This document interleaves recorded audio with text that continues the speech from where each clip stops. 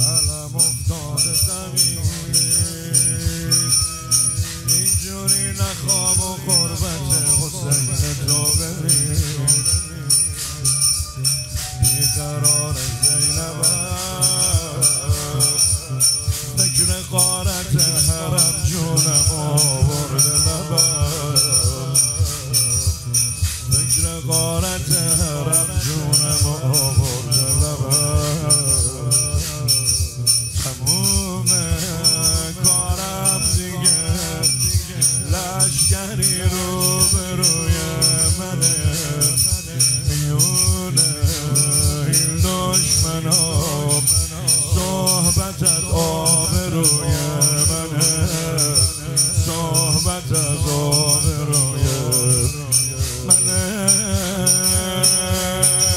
مصیبت بزرگیه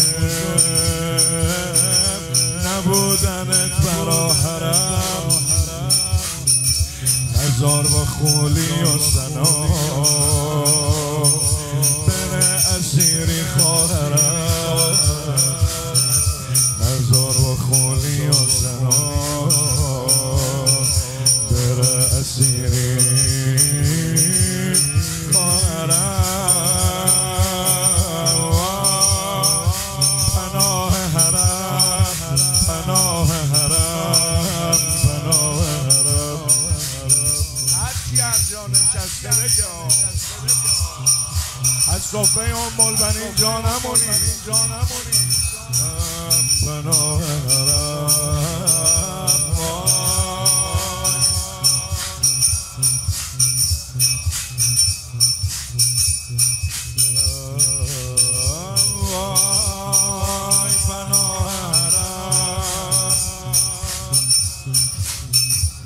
وای که چه حالی داشت بیام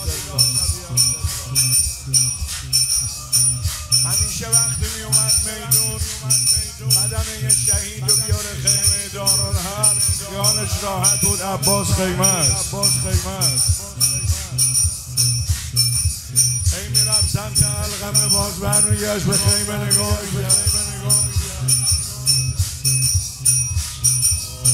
با که رو برم حرم خبر شهادتت رو واسه خیمه ببرم خیلی سخته واسه چون که دشمنا نمیدن به مخدراتمون چون که دشمنا نمیدن به مخدراتمون یه حرفی چیزی بگو تا که آروم بگیره دلم ابوالفضل پاشو بری رفتن تو میشه قاتلم رفتن تو میشه قاتلم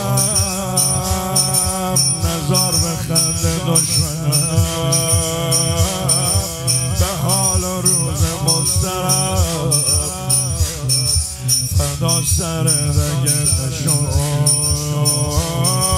که دست پر بیای حرم فدا سر دگه نشد که دست پر بیای حرم وای پناه حرم پناه حرم پناه حرم